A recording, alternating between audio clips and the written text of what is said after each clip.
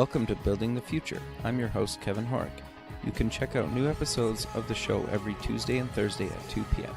If you missed an episode or want to get more information about the show, please visit buildingthefutureshow.com.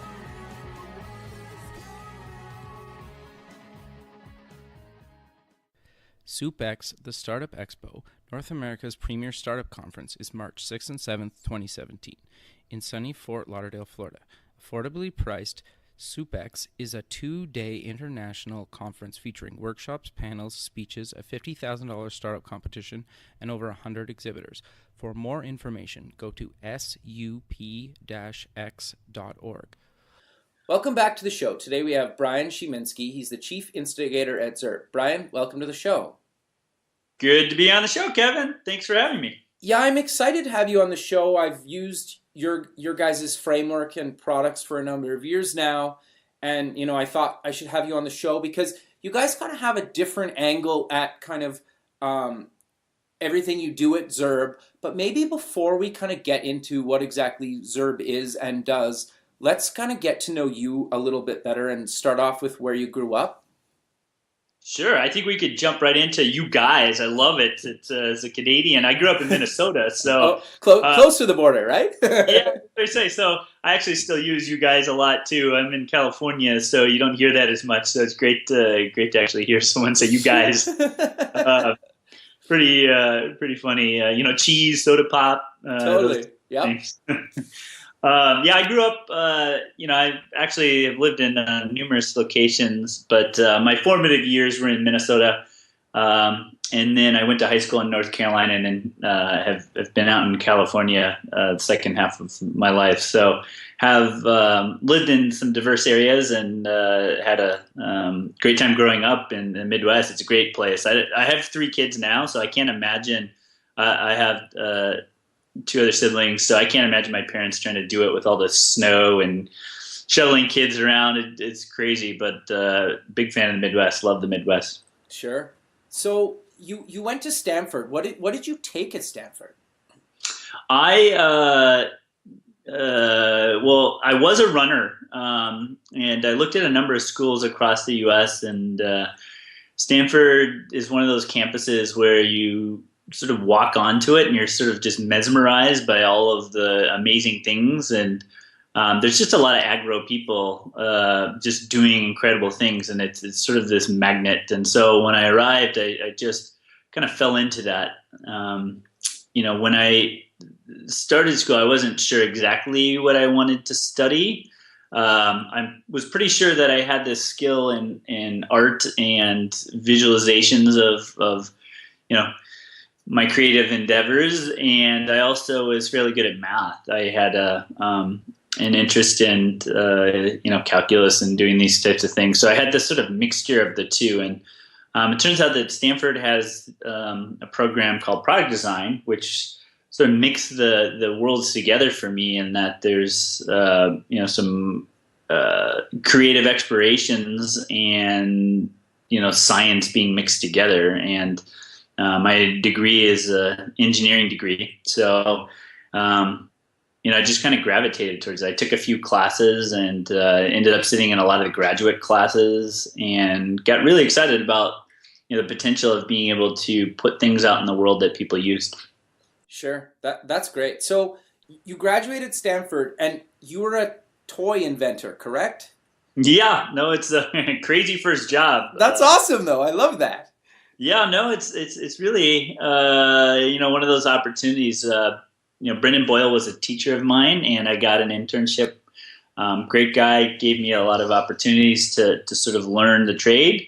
The cool thing about the work that I was doing when I got to school, it was very conceptual. So what we did was we sold our ideas, which is very different than actually just producing the toy products.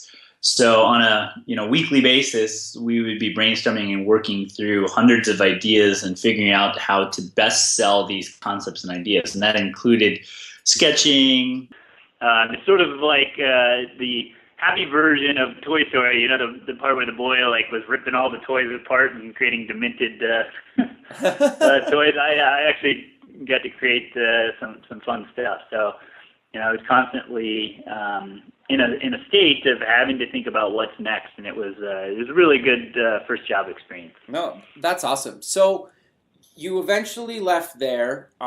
You were a design lecturer at Stanford, but talk about how ZURB came to be and like why you decided to found it. Well, I think with the toys and being in the invention space, it was really fascinating to me how you could create something and persuade a buyer to invest in it. And that concept was exciting because you could put something out in the world and someone would say what value it had to them. And I kind of saw the marriage of sales and marketing and product all at the same time. And about '98, the web was just starting to really start commercializing, and I saw immense potential to put things out in the world and then get this feedback, which was incredible because, when I was working in toys, we would sell something and it might be, 9 months before something actually hit the shelves, right? And so that sort of feedback loop between concept and, getting on a shelf, took forever, and at least in my world at the time, 9 months probably for a lot of industries was pretty quick. But the internet, enabled this sort of world to be like instant, and I fell in love with it right away. And the challenges of that were, I had tried to create a startup, and I realized, like a software app, I realized how difficult it actually was. It wasn't just like throw something up and, get some instant feedback and customers using something. So this new medium in which you could get instant feedback, but you had this challenge of figuring out how to create it and deploy it and put it up there. I got a bug, it was exciting to me. And so that really is what inspired me to jump into ZURB, was that I could, help people figure this out. And, it took a lot of failures of understanding how the web worked before I started really, I think, creating a lot of value for people. Okay. No, that's really interesting because for people that don't know, you guys are pretty much in the heart of Silicon Valley, correct? Yeah, we're in the lower half of Silicon Valley. I'd say we're just on the fringe of it, and we are headquartered in Campbell, which is about 20 minutes south of sort of Stanford and Palo Alto, where I first started the business. So there's sort of a unique benefit of being close to the mothership in the beast of Silicon Valley, but also sort of on the fringe of it, in which you get to experience a lot more of other industries that are sort of tangential to tech. Sure. No, I think that's great. And so maybe before we kind of get into kind of the product and the framework side of what you guys do at ZURB, what exactly is your core kind of services that ZURB provides? So our mission is really to teach people about using progressive design, which is our design methodology. The purpose of our business is to change the way people are designing connected products and services. And that means that, when you look at building something, how do you do it effectively with your team? And also, how do you bring your customers into the mix as you do this? And, we've advanced quite a bit over the last, 20 so odd years of the commercial web, but there's still tons and tons and tons to learn about creating great products. And as a company, our products and services and the things we do are all about furthering that agenda. It's trying to help companies figure out, how do I do this better? Sometimes it's software, sometimes it's technology, oftentimes it's us, using our experiences in helping a company move forward and try to figure out, how do I do this better? Sure, that makes a lot of sense. And you guys have worked for some pretty big brands. I'm curious though, and a lot of people I think kind of struggle with this, where they're doing kind of work for clients, and they're also trying to build products to either benefit their clients or themselves, or kind of both. And you guys have seemed to do a really, really good job at kind of still doing what your true passion is, of actually like helping companies build and design better products, but you guys have also done a really good job at actually building your own products. And so, walk me through how you guys kind of decided to start, designing your own products that you could probably use yourself to show clients, and also allow others that don't even work for you guys or have nothing to do with you guys use your products to, promote and showcase their work to their clients. Right. Yeah. So, one of the most well-known products is Foundation that, web developers and designers are probably familiar with. It's, comparable as a product to Bootstrap, and both products have their sort of unique approaches to solving a front-end interface problem of reducing sort of the overhead of producing components and building pages. Foundation is 5 years old, and so it's been amazing to watch grow. When we first created the product, it really emerged from this problem that we had, which is how do we deliver good code to a client in a more standardized way across our business, in which we reduce sort of the redundant tasks and things that we could sort of repurpose and reuse for another client. And the goal there was to really simplify our lives to make it easier and share that with the world. And so we had a vision of what that could look like, and we started just working on it, and we pulled some of our code experiments together. And even before Foundation, we'd put out lots of code bits that people had used.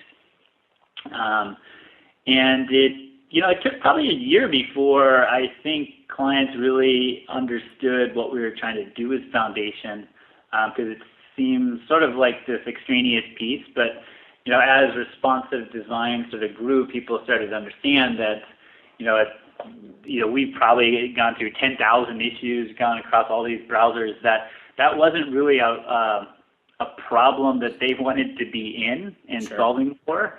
And so we sort of were one of the first to really push that agenda and get that out there. And I think there's hundreds and thousands maybe of people that have created their own frameworks. At a certain point, we just sort of took it upon ourselves and put it on our shoulders is, hey, we need to start innovating and pushing an agenda here. And the reality is most people, that's a taxing thing. It's hard to do, and one of our strengths of the business is just continually, pushing forward with things. And I think when we started the project and got it out there, it was probably we tend to not separate marketing necessarily from product. It just so happened that it solved our problem. It created interesting stories for us to talk about, and it also added value to people around us. So it was this organic thing that we started working on, and then we just kept pushing on it and investing in it. And today millions of designers and developers use it, and it's in quite a few large brands. And it's a cool, exciting thing to be part of, to be able to see people utilizing the things you build and building on top of them. And so, for us, when we started working on Foundation, it was an opportunity to create, something that solved our problems. And today, it solves a ton of people's problems. And so we sort of, I guess, grown with what the product is and helped shape it. And I'd say today, we're more so than anything a custodian and trying to push these ideas that we're seeing across lots of the customers and people using the software. So it really stemmed from a passion to solve these problems for ourselves and then carry that over into a larger audience. No, I think that's awesome. And for me, like I've been playing with it since the first version, and I use it almost daily. And the thing is, for me, is I wrote kind of my own responsive framework a number of years ago, and when the main reason I heard of you guys originally was through kind of Foundation, just through one of the RSS feeds that I remember the day, and I was like, well, I just need to move to this, because there's no way that me personally is going to build a better framework than a team of people that's backed by a company, right? That's taking open feedback from the community. And you basically, just for people listening, like it's a product of your guys's, but it's free and it's open source, and you guys take a lot of feedback from the community. And I know Rafi and other members on your team over the years have even given me access to like beta versions of the new version.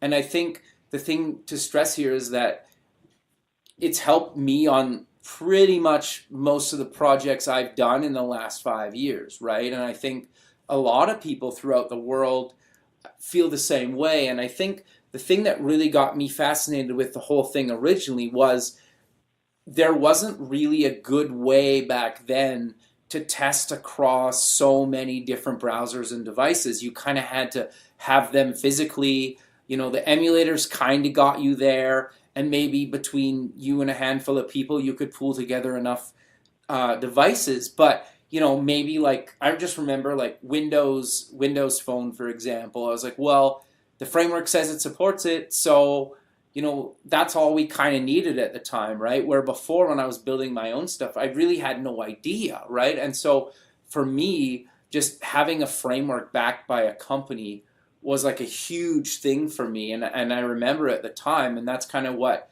got me started kind of following you guys and using the framework. That's very cool. Yeah, I mean, that's what drives us and gets us excited, is that I can come into work every day knowing we're solving a lot of our own problems and furthering our business, but the multiples and the impact that we're having globally is exciting. And so I can both sort of live locally and do things within my own community, but I know the impact that we're having goes far beyond just sort of the boundaries of what we're doing as a company. So, I think open source it's an interesting concept and idea, and I don't know as sort of time progresses how people will continue to build software together. But I think what we see ourselves as is a sort of a custodian at this stage, but also the team that needs to keep pushing for better answers. And it starts to be really cool when you can see these diverse inputs come in and try and shape this product. I mean, it's fun to hear stories like your own, and we get the chance to talk with lots of people. It's incredible as a leader of a small company. I can basically go to most places in the world that have some correlation or understanding of the web, and people will invite me in. That's really awesome. Cool. Yeah, no, it's fun, and I'm a kind of an anonymous guy as well, so it's not as if people recognize me by face. But when I say, we do the ZURB Foundation, and they typically have some story like your own, where they either tried something, they're doing it, they got their company, I get to hear lots of interesting stories of people that have used the software. Sure. So I'm curious, how do you, and just maybe for advice for companies that are looking to maybe do something open source, like how do you guys kind of find the time and resources to actually, because you guys dedicate a lot of time to the frameworks? Yeah, I think, and this is potentially, I can't, there's always like bards and people will give you tons of advice on how they did it in retrospect, and it all adds up to a nice, clean story. I think the important thing in web development and the internet and building things start from a place of wanting to make a difference, is wanting to create something that creates a difference in people's lives. Because ultimately there's ebbs and flows of all of this, and if you're not truly connecting and making something that people enjoy, it's really hard to do. So that's the first thing. That alone doesn't really get you through the challenging parts of making anything. It's a place where you just need to know that if you are successful, you're going to have to keep persevering through the ups and downs of something. Right. The first part is that there has to be some tangible sort of way to support something. And I think just going out and creating something and hoping that it sticks, you're and we've done this before, it just your desire to see something through kind of wanes pretty quickly. Sure. And so for us, it was a double down to make ourselves more efficient and continue to figure out what was going on. So an example is the first version of Foundation was not responsive, and we decided not to release that because we had this idea that we could bring responsiveness into the framework, and so we held off releasing it as an open source project until we felt comfortable that we could, realistically solve this responsive stuff. So, we did that with the idea that we had to solve our own client problems, and there was a revenue stream that supported that. And I think when you get into building products and services, there's a tendency to sort of think about it from a startup's perspective that's raised capital, and sort of just start building and go for it and lay this big bet out. And I think we took an opposite approach, which was, okay, somehow this has to fit into some, business model that we're working on. So, that started with our services, and so it made perfect sense to solve our own problems. As it's grown, we've devoted more time and people to the project, and obviously as you get larger with something, it requires more effort and time to be put towards it. And so we're fortunate to be able to do that because of the success of our business. So it's been fun to watch that unfold. Sure. And for the listener out there, there's kind of three versions under the Foundation umbrella. There's for sites, for apps, and for responsive email. Do you maybe want to kind of give the listener a quick overview of each kind of version? Yeah. So coincidentally, actually, we are marrying some of the ideas that we had in apps and bringing that into sites. So we are keeping apps as a project, but we're not actively developing on it because we see too much convergence between the two concepts in sites and apps. So, sure. So Foundation as a framework is really meant to help you think through interfaces across different types of devices. And for the most part, people are looking at desktops and phones. But what we have seen over the last 3 or 4 years is that expands into all kinds of interfaces, touchscreen interfaces that are in kiosks or things, and even our own projects, we've been testing the waters of where you can expand it. So Foundation is an open source framework. The most advanced one, we've continued to push the agenda, with each release trying to create new reasons to keep using the software. And the goal there is to simplify your workflow as you're building out your web projects. The other part of Foundation is Foundation for Emails, and this started as another side project within the business.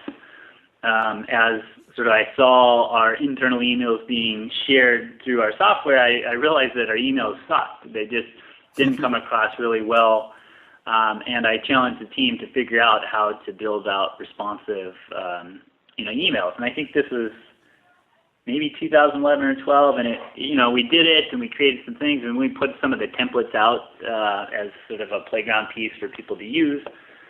And eventually we said, okay, well, there's patterns here. Perhaps we could,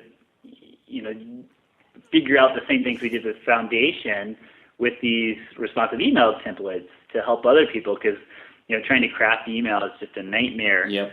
And so what we did was exactly that, and it took a while to figure it out because while the amount of things you can do in email is probably a lot less than, say, a web screen, the browsers and inconsistencies of how code is rendered across the clients is what makes this problem so hard and unique. And totally. So we figured out how to do that in a way that didn't add a ton of extra work, but streamlined sort of the testing part for most people, because we could get you most of the way there.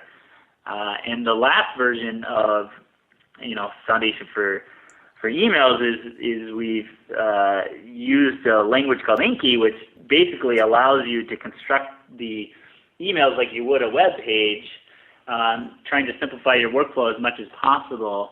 to abstract some of the more complex table structures that come with doing an HTML email. And it's been fantastic. Some of the biggest brands in the world are now using it and adopting it because it just simplifies the workflow. And we've been spending time really crafting style guides and ways to help companies use email as a communication tool by sort of modularizing the way they think about email as opposed to it being template driven. So there's extreme benefits in adopting both, and we've tried to find as much overlap and will continue to find overlap to streamline the workflow of someone that needs to be coding in both of these environments, so that they're taking all the lessons they've learned in one framework and using it in the other. Obviously, it's not a direct one-to-one, but we can carry a lot of the thinking over between the frameworks. So there's two frameworks. There's Foundation, which helps you build out your websites and reduces a ton of the overhead of managing code. And the second is Foundation for Emails, which is tying it to all your, say, apps and marketing campaigns to simplify creation and sort of maintenance of all of those emails. Sure. I think, and again, I kind of want to share a story for me, like how I use Foundation. And to be honest, like right before I jumped on this kind of call with you, I was actually just installed Foundation 6. And so for me, what I really like about it is that I can make clickable prototypes that kind of work on a, all different screen sizes, and then kind of show that to a client almost as like a wireframe or a replacement for a wireframe. And maybe I don't even put a design into it, right?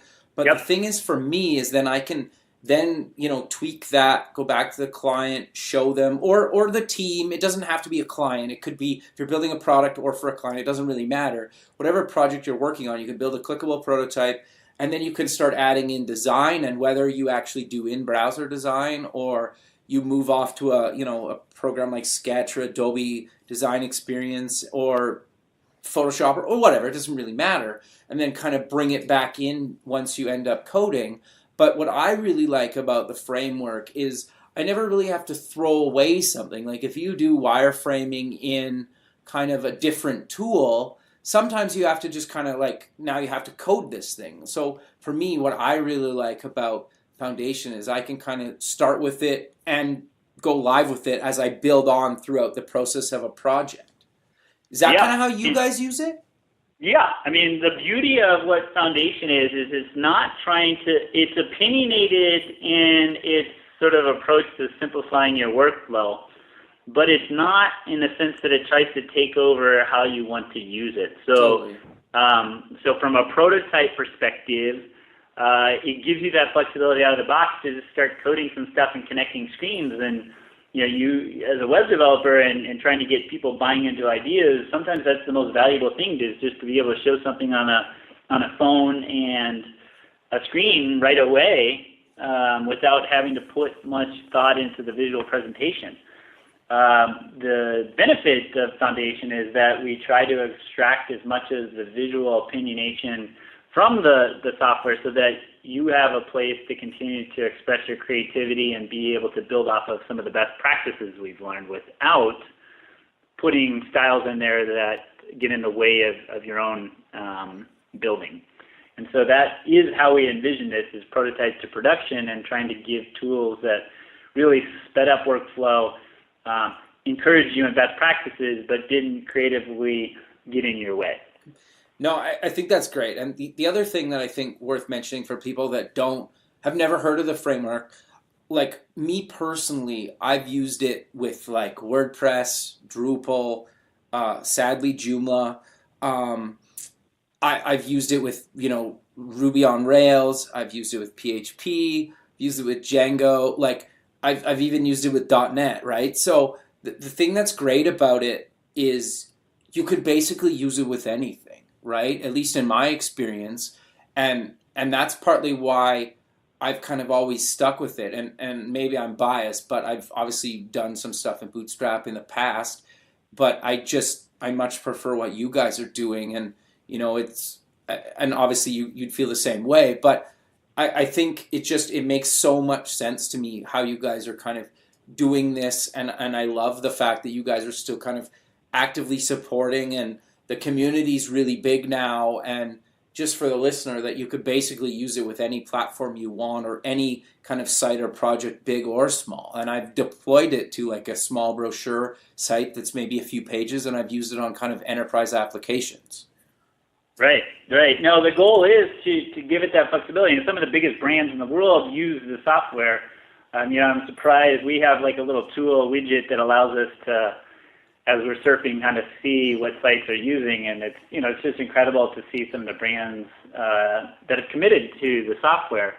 The goal is to get out of the way as much as we can to create something that allows you to creatively express yourself, and that has always been one of the goals of the foundation: give you all the tech and the support to get it right, but then give you the flexibility to screw it all up if you want. It's not, and not that people are. It's just we want that flexibility in there for people to make creative decisions. And it's great. From a platform perspective, we've got a very diverse groups of people using the software across different things, and so we've tried to keep some sort of opinion in how we think the code needs to be put together, but really trying to stay as much out of the way of the designer and developer to support their vision. Sure, and I think the other thing you guys do really well is you only let me kind of pick and choose the pieces of the framework that I want. Like if I just want the grid, I can use the grid. If I want like the grid and like the typography and maybe a couple other plugins, for lack of a better term, and plugins could be like a carousel and like, I don't know, like a menu. I know carousels are kind of a thing of the past, but a lot of people use them still. But there's like, I really like the ability to just basically use what I want. I also really like your SaaS version where I can, set variables and your mix-ins and can basically kind of build my own kind of framework inside your framework. I don't know how to explain that better, but I love how you can basically customize it however you need it to be per project. Right, and that is the goal. I mean, our designers and team are flipping between lots of projects, and what the intent was with the software when we first envisioned parts of it was not necessarily just to be good at standardizing the code. It was to really enable us to start solving some of the more complex user problems. Sure.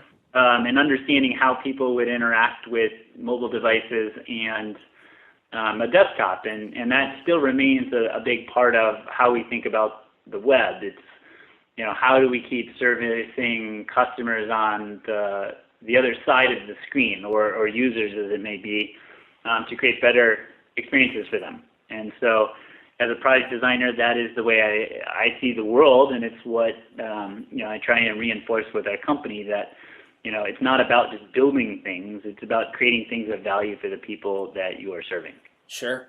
No, that's great, and I love that. But maybe you guys also have a suite of apps called ZURB Apps, and they're kind of, how are they similar and different from what you guys are doing with Foundation?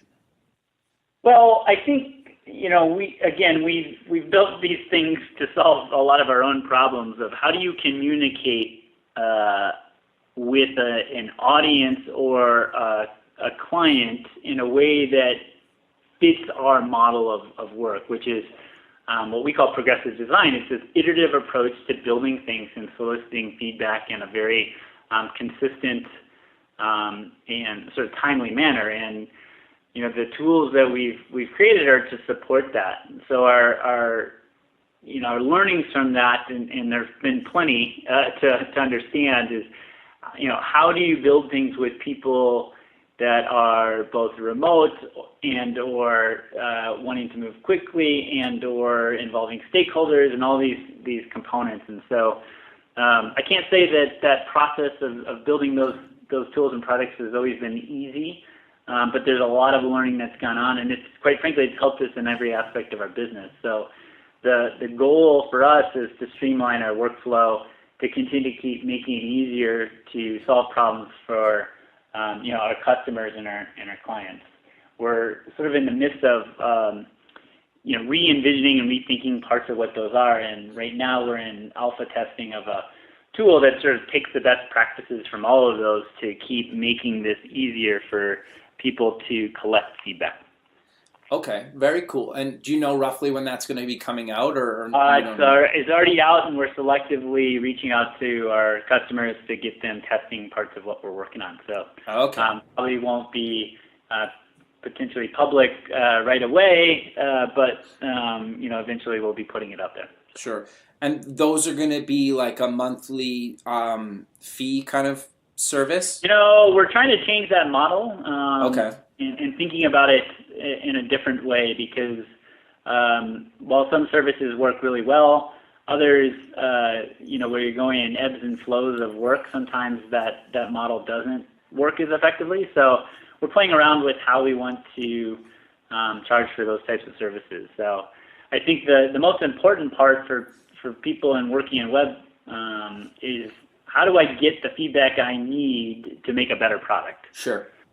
And that is really the bigger issue, is what does that look like? Because sometimes it's harder to find an audience, sometimes it's harder to get people to give you the right types of feedback, sometimes it's hard to parse the feedback, sometimes there's no feedback at all. And I think when you start looking at the web and where it's headed and what we're trying to do, so much of this is becoming more automated and quicker and faster. When we talk about, say, people worried about manufacturing jobs being automated by robots and machines, I think even web developers and designers need to start thinking about where automation will start to occur. Totally. And where perhaps computers will be able to figure things out better than even a human eye can, and what types of new problems will humans and service-oriented people need to be solving. And we're building products and services that revolve around that concept of continuously collecting that types of feedback. Okay, interesting. Right. And so if you look at it, our process and methodology is about trying to help companies react quicker. Progressive design is meant to do that. So if you look at, an example is, if you look at Amazon pushes code to their site every 11 seconds. Wow. So if you look at the average visit to Amazon, it's like 10 minutes or something. Sure. Which is huge.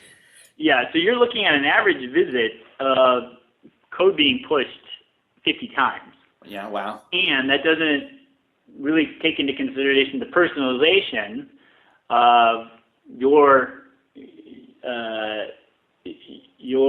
the unique things they're pushing to you, or the customization, or even the consideration of, once they have that data, how that gets pushed into ad networks. So the amount of change is happening so quickly that in order to build products and services, if the computers are moving faster at trying to figure out what's going on, then what is your role as a designer or developer? How should you be thinking about these problems to make the experience better for customers? So that's sort of where our headspace is right now, is how do we do that? And when you look at it, it's not looking through a computer as much as it is looking through all the channels that you have, whether it's working through an Echo, whether it's your mobile device, whether it's a desktop, whether it's, a home automation system. All of these tools are giving off and collecting feedback extremely fast. So how do you blend that and make that part of your workflow? Yeah, no, I think that's great, and I love kind of that insight. But sadly, we're coming to the end of the show, so maybe let's close the show with mentioning where people can get more information about ZURB and all the other kind of products like Foundation that you guys are working on. Right. Yeah, so you can go to ZURB.com, ZURB.com. There's a front entry there, and to get to Foundation, you can just do a search on Google Foundation or type foundation.zurb.com, and those tools are available. So, perfect. Well, Bryan, I really appreciate you taking the time of your day to be on the show, and I'll continue using your framework, and hopefully we do this again sometime. Yeah, be happy to. I love chit-chatting about the future of the web and the exciting things coming down the pipeline. Perfect, man. Well, you have a good rest of your day, and we'll talk soon. All right, awesome. Thank you, Okay, Geb. bye.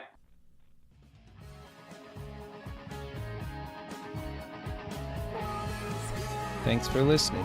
The music for the show is done by Electric Mantra. You can check them out at electricmantra.com and keep building the future.